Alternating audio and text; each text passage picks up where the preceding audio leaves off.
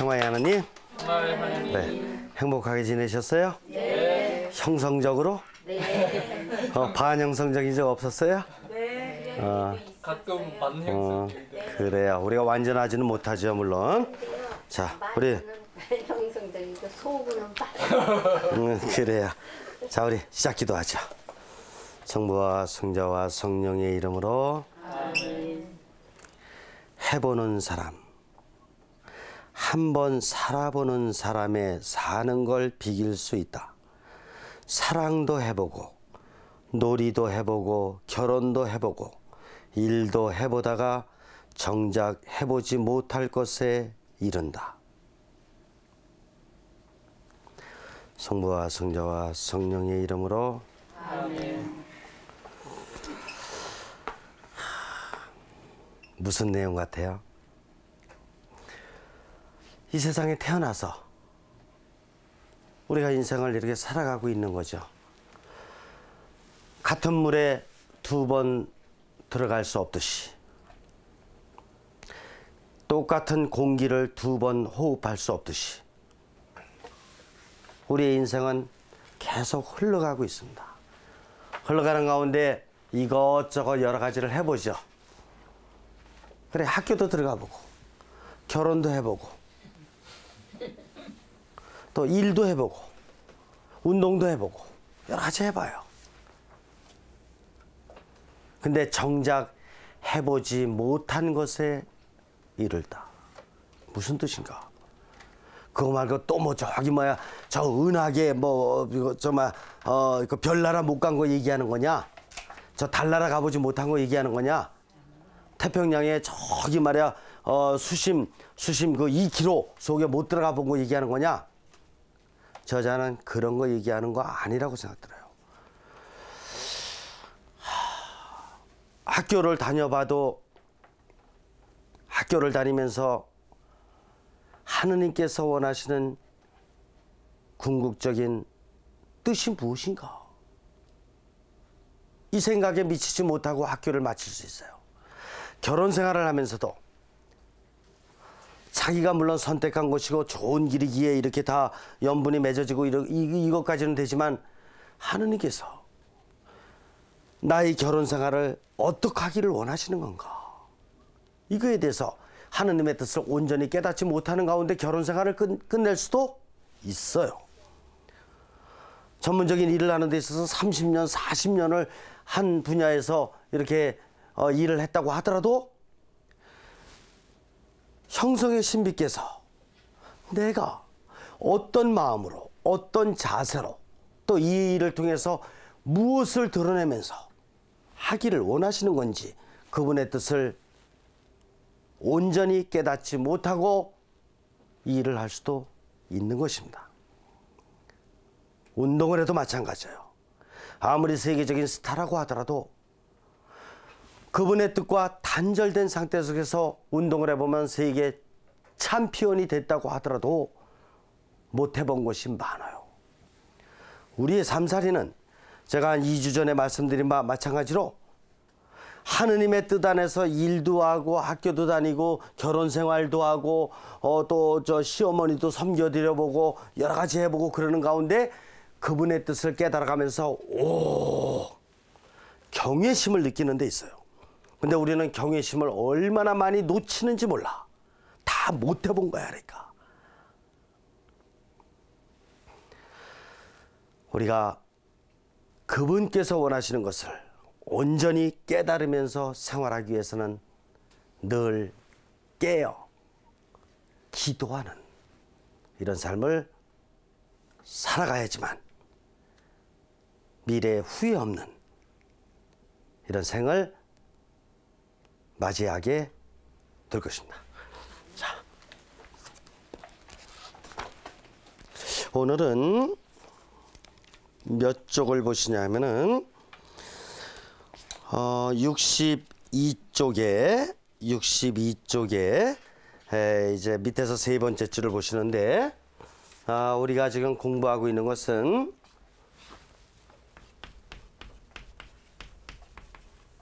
신비를 비추어 내라 오 프로그램인데요. 미러, 더 미스테리. 근데 오늘은 좀 특별한 것을 공부하게 됩니다. 여태까지는 개인적 차원에서의 삶을 공부했다고 봐야 돼요. 퍼스널 라이프. 하느님께서 우리에게 요구하시는 것은 두 가지 방향이 있어요. 하나는 퍼스널 라이프, 개인적인 삶. 개인적인 삶은 대단히 중요해요. 먼저 내가 개인적으로 잘 살아야지만이 이제 그 다음번 차원을 나갈 수 있어요. 오늘 공부하는 것은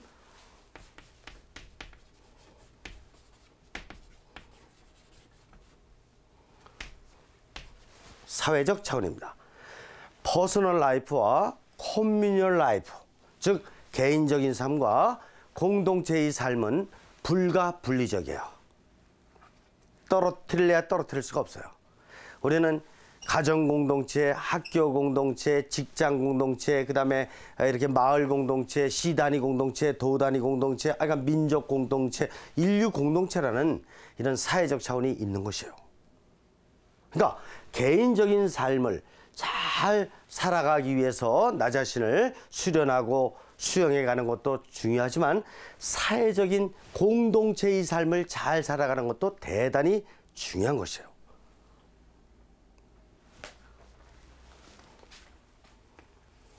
먼저 원리를 설명해 드릴게요. 나가 있습니다. 그리고 이제 인간의 여러 공동체가 있게 되는데 나를 중심으로 놓고 봤을 적에 나와 형성하는 신적 신비하고의 관계에 있어서는 무슨 가치관을 가져야 된다라고 형성과학에서는 이야기하고 있냐면은 사회 정의, social justice. 그 다음에 나와 이웃 공동체들 간의 관계에 있어서는 사회적 자비, social mercy. mercy라는 말은 자비라는 말이에요. 먼저 번에는 compassion, 연민이라는 말로 공부했는데 이제는 넓은 차원. 여러분들 그 대승불교 있지 않습니까? 불교에서 얘기하는 자비심. 굉장히 중요한 거라고 생각을 하는데 아드리안 반감 시모님도 불교에 대한 공부를 많이 하신 분이에요. 그래서 인간관계에 있어서 이런 자비심 얼마나 중요한 것인지 특별히 이 부분에서 강조를 하고 있습니다. 그 다음에 상황과의 관계에 있어서 사회적 평화, 소셜 피스. 그 다음에 세계하고의 관계에 있어서 사회적 활동, 소셜 액트. 그렇다 그러면 사회생활, 커뮤니얼 라이프, 공동체의 생활을 살아가는데 필요한 우리들의 가치관은 뭐냐면은 사회 정의, 그 다음에 사회적 자비, 사회적 평화, 그 다음에 이런 가치관을 실현해 나가는 활동.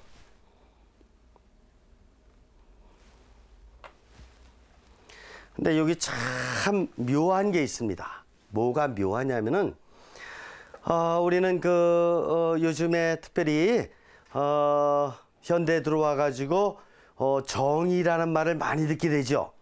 인권, 정의 뭐 이런 거. 그래서 사회에 어떤 그 정의를 부르짖는 경우를 많이 이렇게 보게 되는데 정의라는 것을 부르짖을 적에는 늘 상대를 향해서 부르짖는 걸 보게 돼요. 그렇죠? 뭐 국가를 상대로 한다든가 기업의 경영주를 상대로 한다든가 누구를 상대로 한다든가 상대를 향해서 많이 얘기하고 있는데 여기서는 정의를 누구한테 적용시키고 있냐면은 나한테 사회적 활동을 할 사람으로서는 무엇보다 먼저 내가 정의로워야 한다.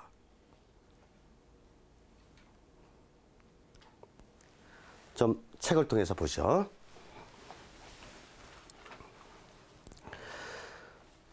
(62쪽에) 밑에서 세 번째 줄 3. 우리의 돌보는 현존과 활동이 직접적인 세계의 영역을 넘어서 어떻게 우리의 형성의 장에 있어서 보다 더 밑줄을 그으세요. 보다 더 넓은 세계의 영역으로 발산되어야 하는가를 성찰해야. 보다 더 넓은 세계의 영역. 그걸 보기 위해서 이제 개인적인 삶에서 벗어나서 적어도 공동체, 더 나아가서 이렇게 큰 공동체로서의 국가와 세계적인 차원에 대한 생각을 해보겠다 이겁니다. 63쪽이요. 이 세계에서 하느님의 사랑의 현현으로서 존재하기 위해서는 우리는 하나의 전체로서의 이 사회의 합치와 융화와 연민과 역량이라는 성향들을 현시하는 것의 중요성을 인식하고 있지 않으면 안 된다. 그 다음 밑줄을 보세요. 하나의 전체로서의 이 사회, 하나의 전체로서의 이 사회에서 뭐를 현현하는 삶을 살아야 되냐면은 그리스도를 현현하는, 삼위일체 하느님을 현현하는 삶을 살아야 된다 이겁니다. 그러면 우리가 가는 사회 곳곳마다 삼위일체 하느님을 현현하는 이런 공연적 삶을 살기 위해서는 나름대로의 가치관이 있어야지 그렇게 살지. 수영장 가서 그냥 무조건 그냥 좋다고 수영만 하고 있고, 산에 올라갈 적에 그냥 좋다, 등산 좋다고 가서 그냥 별 생각 없이 가서 그냥 산에 올라갔다 내려오고 있고, 성당 갈 적에도 별 생각도 없이 그냥 가서 그냥 이거 안 가면 또 성사도 보고 그래야 되니까 그냥 쫓기다시피 가가지고 이렇게 하고 오고 있고, 이렇게 하면 공동체 생활이 제대로 된 것이냐, 하느님을 정말 현현시키는 이런 공연적 삶을 사는 것이냐, 아니면 내 의무감에 그냥 이렇게 그냥 억지로 이렇게, 아니면 타성적으로 이렇게 하고 마는 것이냐. 우리가 가는 건 어디든지 다 공동체입니다. 대부분의 경우는 혼자 있는 시간도 있긴 있지만, 그러면 그 공동체에 갔을 적에 내가 뭐 하러 가는 거예요? 거기서 주름 잡기 위해서? 의식대고 조금 뻐기기 위해서? 아니에요. 내가 가는 공동체 어디나 다 뭐 하러 가는 거냐면은 삼위일체 하느님을 공연시키기 위해서 가는 거예요. 근데 의무가 더 커요. 그러니까 이런 가치관을 잘 마음에 담고 생활을 해야지만 그나마 더 깨어 있을 수가 있고 인생의 목적을 향해서 잘 나아갈 수가 있는 것이다. 자, 좀 더 보죠. 위에서 네 번째 줄, 형성과학에 있어서 마음의 이 근본적인 성향들은, 그 다음 밑줄을 그으세요. 정의와 평화와 자비와 활동이라고 하는 사회적 성향들에 상응한다. 그 정확히 원리가 나오죠? 저 따라서 해보세요. 사회 정의, 사회 평화, 사회 자비, 사회 활동. 이 네 가지가 공동체 생활을 하는 데 있어서의 중요한 기준이다. 라고 볼 수 있습니다. 이 성향들 모두는 그리스도의 인격 안에서 하나로 통합되게 된다. 그리스도 안에 있는 평화는 하느님이 당신의 신적인 정의와 무한한 자비로 우리의 구원이 되도록 그리스도 그분을 보내주셨기 때문에 비로소 우리가 누릴 수 있게 되었다. 그리스도는 인간 실존의 중심에 자리 잡고 있는, 그 다음 밑줄을 그으세요. 그리스도는 인간 실존의 중심에 자리 잡고 있는 초영성하는 신비이다. 그래서 그리스도는 형성의 장 중심에서, 인간 실존적인 삶의 중심에서 자리 잡고 계시면서 늘 세상을, 인간을 초월적으로 형성시켜 주시는 분이시다 라는 것이에요. 거꾸로 세상의 그 많은 무기들은 히로시마에 떨어졌던 원자탄은 초형성이 아니라 세상을 반형성으로 파괴시키는 이런 에너지였던 것입니다. 그리스도의 에너지는 인간과 세상을 초월적으로 형성시켜 주시는 그런 에너지고, 바로 그런 에너지를 우리가 받아서 우리도 같은 삶을 살아갈 수 있어야 한다. 자, 밑에서 한 10번째 줄 보세요. 사람들이 합치적인 삶의 전개를 하는데 요청되는 최적의 조건들을 확립하고 견지해 나가고자 하는 우리의 관심은 사회 정의를 낳는다.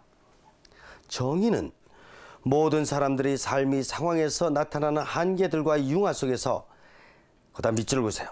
남자건 여자건 자신의 합치적인 삶의 소임을 추구해갈 권리를 갖고 있음을 의미한다. 자, 정의란 무엇이냐? 정의란 우리가 개인적인 차원에서 공부할 적에 합치의 성향에 대해서 공부를 했죠. 나던 이웃이든 형성하는 신적 신비의 뜻 안에서 합치적인 삶을 살아갈 수 있도록 존중하는 가운데 그것을 지켜줄 수 있도록 하는 것. 그러니까 나는 잘났고 그대는 잘못됐고 그렇게 얘기해주는 게 아니라 하느님의 뜻 안에 놓고 볼 적에 나도 하느님의 뜻을 온전히 깨닫지 못했고 당신도 온전히 깨닫지 못했고 어떻게 해주면 우리가 같이 힘을 합쳐서 좀 더 나도 그대도 하느님의 뜻에 합치하는 삶을 살아갈 수 있도록 노력하느냐. 며느리만 늘 정당하고 시어머니만 잘못됐다라는 게 아니고 시어머니도 며느리도 똑같이 부족하니까 부모님과 자녀들도 똑같이 부족하니까 하느님의 뜻에 합치적인 삶을 살아갈 수 있기 위해서 어떻게 해야 되느냐를 서로가 존중하는 가운데 서로를 지켜주는 가운데 삶살이를 살아야지만이 그게 정의다.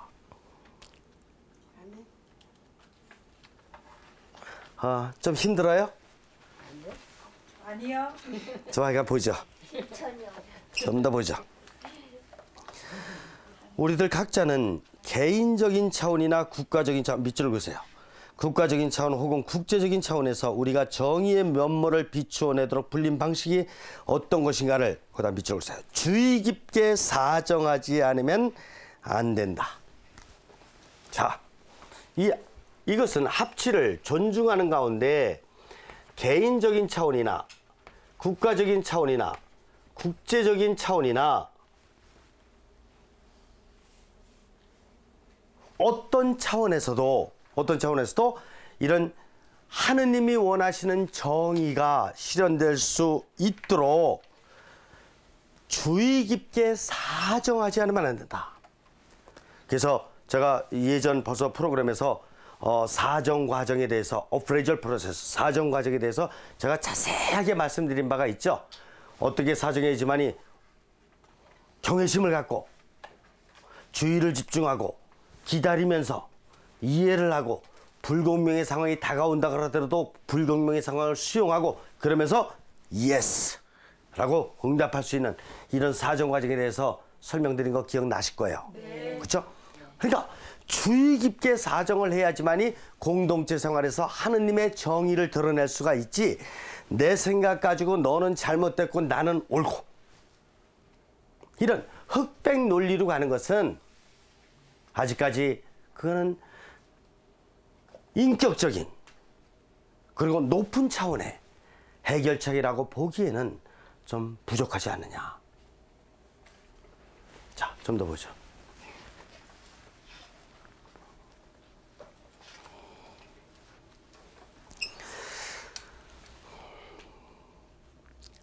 맨 밑에 줄, 우리가 서로 평화와 조화 속에 살고자 하는 열망은 사람들이 여기서 그리고 지금 처해 있는 상황들 속에서 서로들 사이에서 도달해야 하는 융화라는 근본적인 성향으로부터 비롯된다.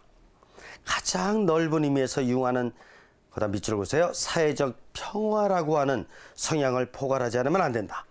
우리는 하느님의 자녀들로서 그리스도 안에서 형제들이며 자매들로서 그다음 밑줄 보세요. 모든 사람들과 제도들이 서로 간의 비폭력적인 대화의 삶을 향하도록 이끄는 현현적 표지로서 존재해야 한다는 부름에 응답하지 않으면 안 된다.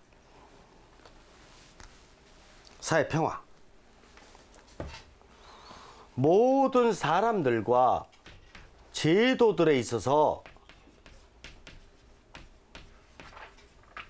비폭력적인 방법으로 변화될 수 있도록 하지 않으면 안 된다는 것입니다.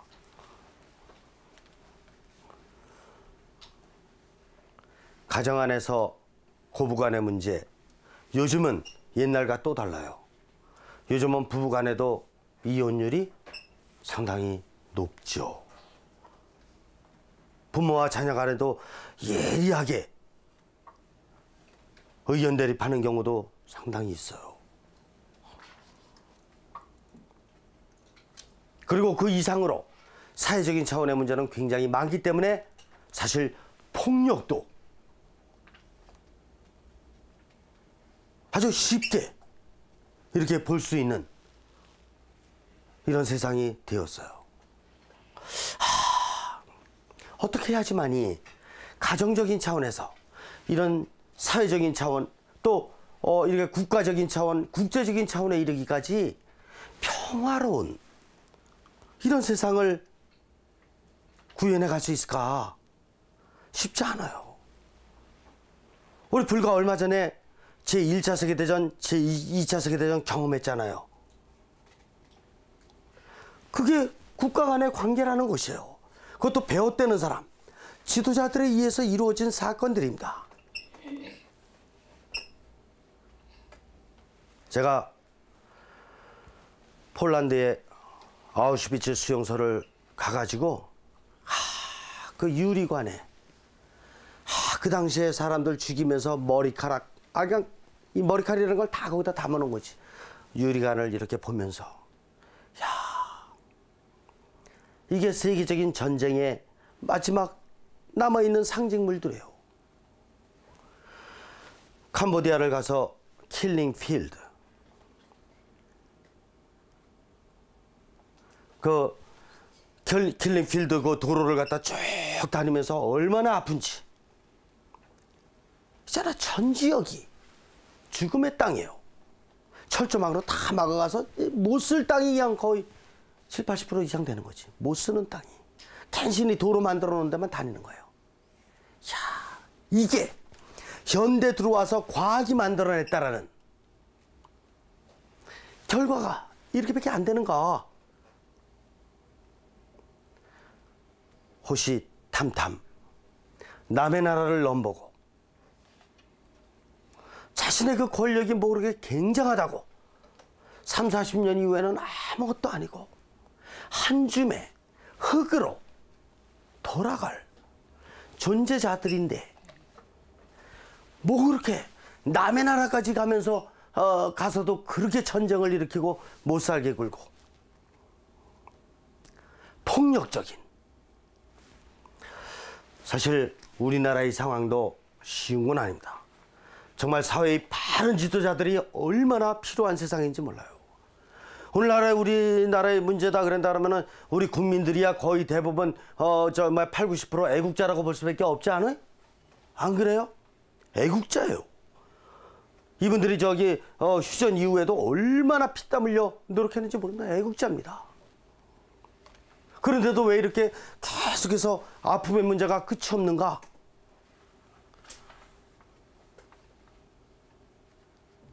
길게는 길게, 짧아도 우리 민족의 역사 안에서 우리가 반성해보고 참된 바른 지도자를 형성시켜낼 수 있도록 노력하지 않으면 안 되는 것입니다. 우리나라에 있었던 사건들만 보더라도 삼국시대에도 그런 일이 물론 많았습니다만 제가 몇 가지 사건들만 말씀드려 볼게요. 중앙집권의 그 지도자들 때문에 지도자들의 그 겸손하지 못한 지도자들의 인격적이지 못한 반대로 얘기하면 지도자들의 너무나 욕심스럽고 오만스러운 이런 모습들 때문에 우리 민족의 역사 안에서 얼마나 아픈 문제들이 많이 드러나는지 제가 몇 가지만 말씀드리겠습니다. 846년에 일어났던 장보고의 난. 중앙정부가 얼마나 그 지방을 갖다가 이렇게 혹사하는지 난이 일어나는 거예요. 중앙정부를 향해서. 889년에 농민의 봉기. 이때 이후로다가 이제 농민들의 봉기는 계속 일어나는 것입니다. 고려시대 들어와도 이자겸의 난이라든가 묘청의 난, 또 정중부, 이방, 최충원 등에 의한 무실난, 이게 뭐예요? 지배층 내부의 갈등인 것입니다. 문신과 무신 사이에. 왜? 무신이 업신여김 당하니까. 그러니까 지도층 사이에서 그냥 그 싸움이 일어나가지고 그냥 이게 다시 한번 구태타지게 되니까. 고려시대. 그렇지 않습니까? 1205년에 농민과 천민의 항쟁. 농민이 점점 더 천민의 신분으로 노예. 야, 불과 얼마 전 1000년 전에 이래요. 1000년 전에. 이 인간으로 태어나서 노예가 어딨냐고. 노예가 양반과 노예, 쌍놈. 누군 쌍놈이고 누구는 양반, 그런 게 어딨냐고요, 세상에. 이것이 불과 얼마 전에 우리나라의 역사잖아요. 농민들 돈 없으면 그냥 그대로다 막 천민으로 노예로다가 그냥 그대로 막 퇴락되는 거 아니에요.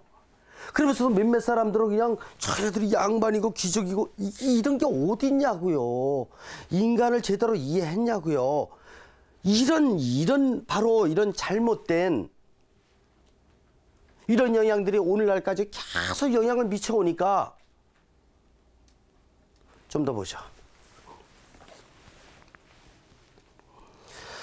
16세기 이후에는 농민의 상실감은 점점 더 커지는 것입니다. 그래서 농민은 소작인, 상인, 노비, 심지어는 도적이 되는 것이에요. 왜? 그들을 누가 돌봤습니까? 세금이라든가 토지 강탈이라든가 이런 걸 통해서 계속해서 착취를 해야 되니까 살 수가 없으니까 도적될 수밖에 없는 거잖아요. 도덕을 누가 만들었습니까?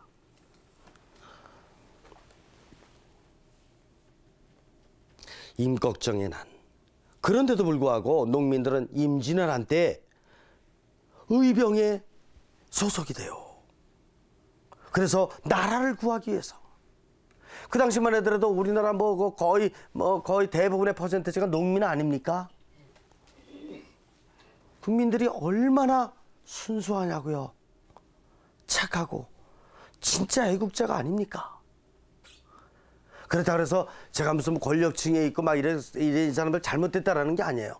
근데 분명히 그들 간의 세력 다툼이라든가 권력 유지를 위한 아니면 세불리기를 위한 여러 가지 부족한 모습이, 배운 사람이니까 조금 더 사실은 신중해야 될 거 아닙니까? 배운 사람이니까 조금 더 겸손해야 될 거 아닙니까? 배운 사람이니까 조금 더 선거 때만 국민들을 위해서 하는 척 하지 말고 항구성이 있어야 될 거 아닙니까? 바로 이런 것들이, 이런 힘들이 우리 1000년 이상의 역사 안에서 계속해서 흐르고 있는 분위기이기 때문에 우리나라가 어려운 거 아닙니까?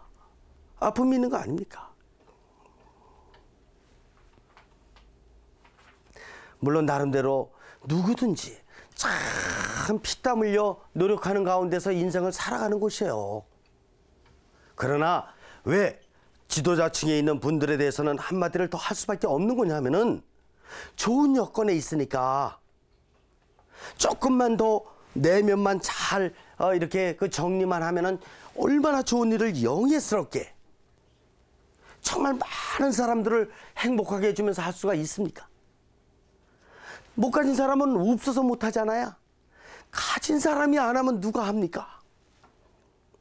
우리나라는 오랜 기간 동안 지도자의 부재라는 이런 문제에 걸려 있고, 이런 문제가 바로 민주화 인권의 문제를 낳았던 것이다. 이렇게 볼 수밖에 없습니다.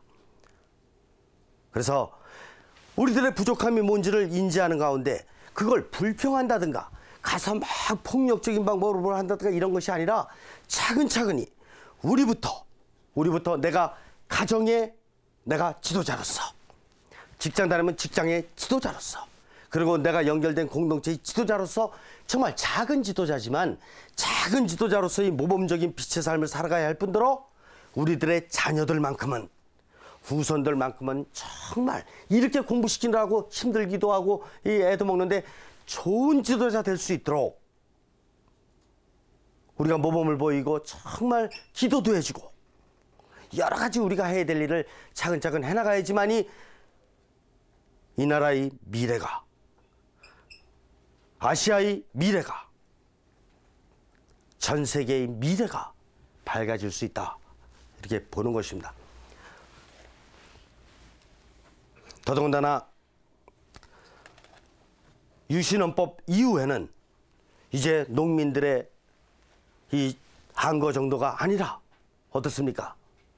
유신헌법 철폐를 위한 학생들의 데모운동, 그리고 지금 직장마다 이런 여러 가지 데몬스트레이션이 일어나고 있고 노총이 구성되고 그래가면서 여러 가지 폭력을 불사한 이런 저항운동들이 계속 난무해 가고 있는 이런 상황에서 우리가 어떻게 해야지만이 이 사회를, 이 공동체를 바르게 형성시켜 갈 수 있을까? 우리들의 고민을 놓아서는 안 된다. 우리는 고민을 해야 된다. 하고 이 사회를 바르게 건설하기 위해서 뭔가 나름대로의 기여를 해야 한다. 이렇게 보는 것입니다. 그래서 사회적 차원은 대단히 중요한 것입니다. 사실은. 자, 좀 더 보죠.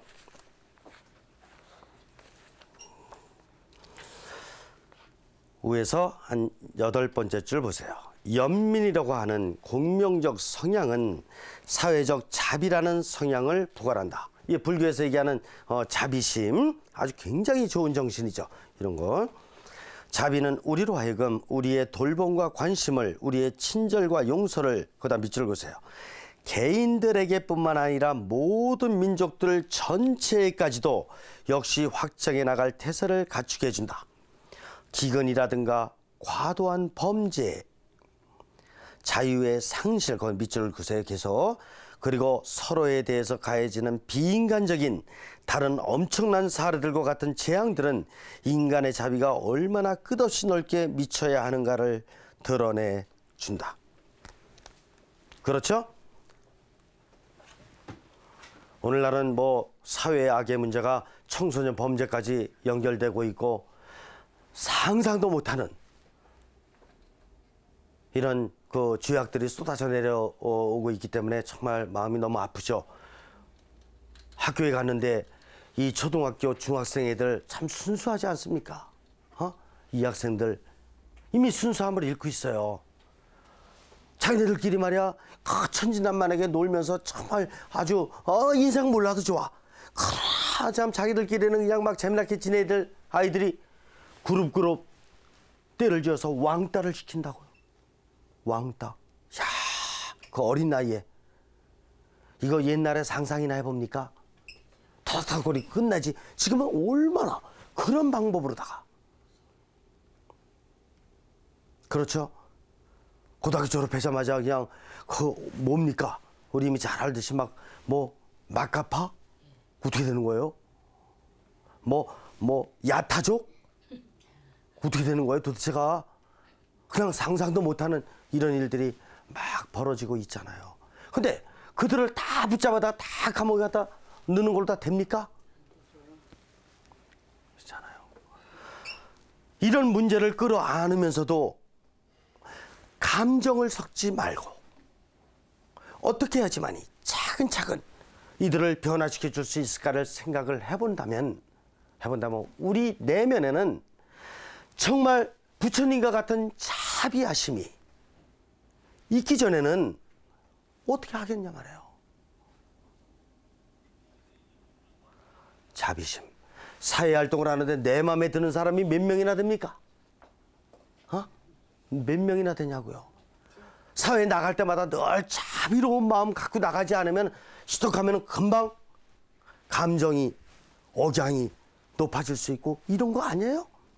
심지어는 성당 안에서조차 언성이 높고 이렇게 눈 이상하게 뜨고 이러는 적 있습니까? 없습니까?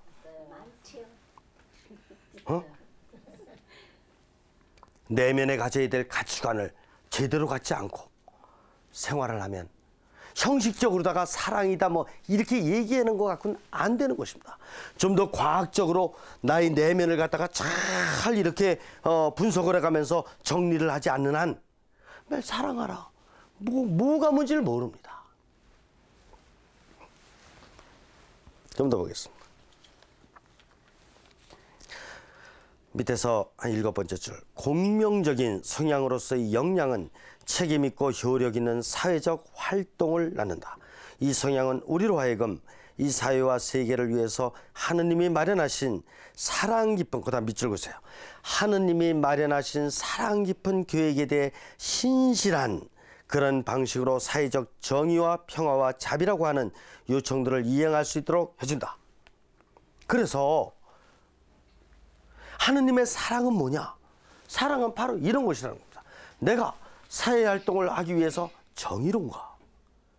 어떤 상황에서도 비폭력을 주장하면서 평화로운 방법으로 일을 할 수 있는가? 그리고 잘못되고 있는 사람들을, 그것이 청소년들의 범죄 사건이든 정말 일부 소수 지도층 중에서 정말 훌륭하신 분들도 많이 있지 않습니까? 근데 어떤 때로 보면 그분들이 힘을 발휘 못할 정도로다가 그 소수의 정말 잘못된 사람들에 의해서 이렇게 사회가 전개돼 나가는 이런 것도 우리가 느끼고 있는 것입니다. 그런 사람들의 변화를 위해서는 얼마만큼 그분들을 위한 기도와 그분들의 인성을, 인격을 변화시켜줘야 될 노력이 필요한가?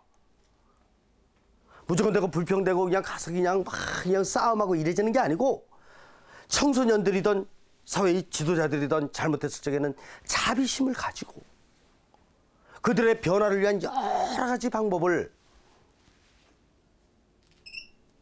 모색하면서 해야 될 것입니다. 물론 유신헌법 이후로다가 이제 학생들이 막 오죽하면 막 데모를 했다든가 아니면 노총들에서 막 데모하고 이건 나쁘다라는 거 아니에요.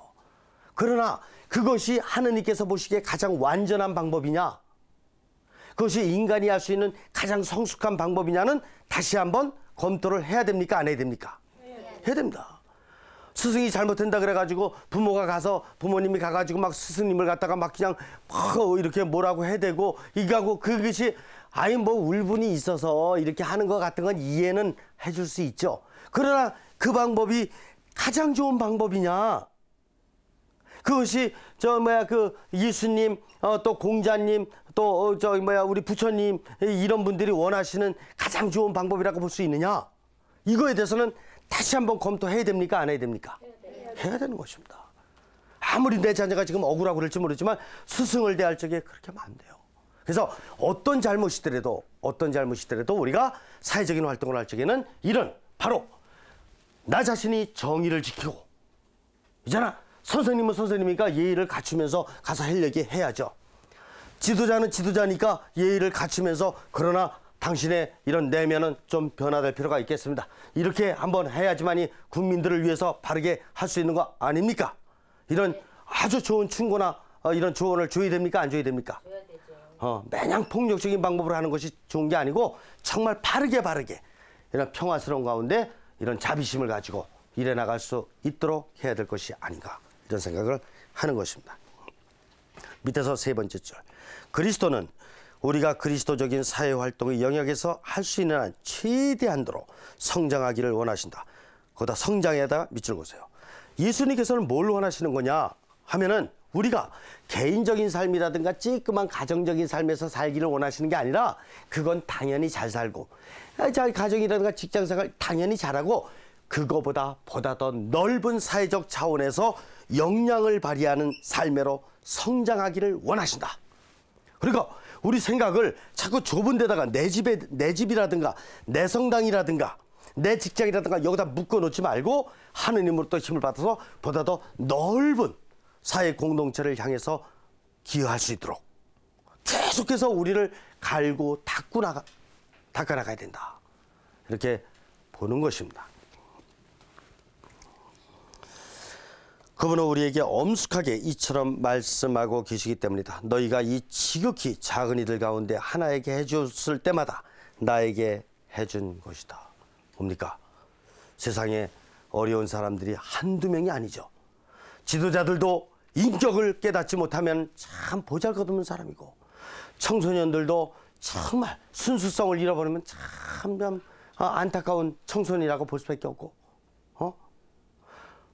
시어머니는 시어머니 나름대로 있잖아, 그 연세 들었을 적에 더 이상 바랄 거 없이 인생을 이만큼 살아온 거 행복하게 생각하면서 내가 해야 할 일 그거 찾아서 내일 하면 되고, 며느리도 시어머니 모시는 걸 갖다 힘들어하지 말고 내가 해야 할 일 중에 한 부분이니까 마땅히 받아들이면서 할 수 있는 한 정성껏 할 수 있으면 되는 거.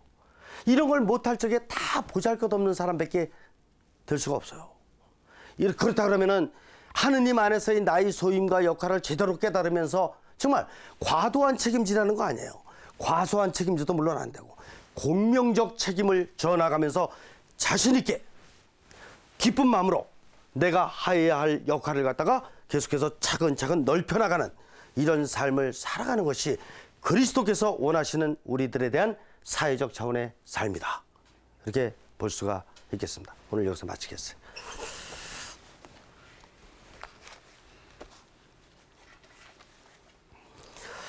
성부와 성자와 성령의 이름으로 아멘. 해보는 사람, 한번 살아보는 사람의 사는 걸 비길 수 있다. 사랑도 해보고 놀이도 해보고 결혼도 해보고 일도 해보다가 정작 해보지 못할 것에 이른다. 영광이 성부와 성자와 성령께 성부와 성자와 성령의 이름으로 아멘. 그래요, 수고하셨어요.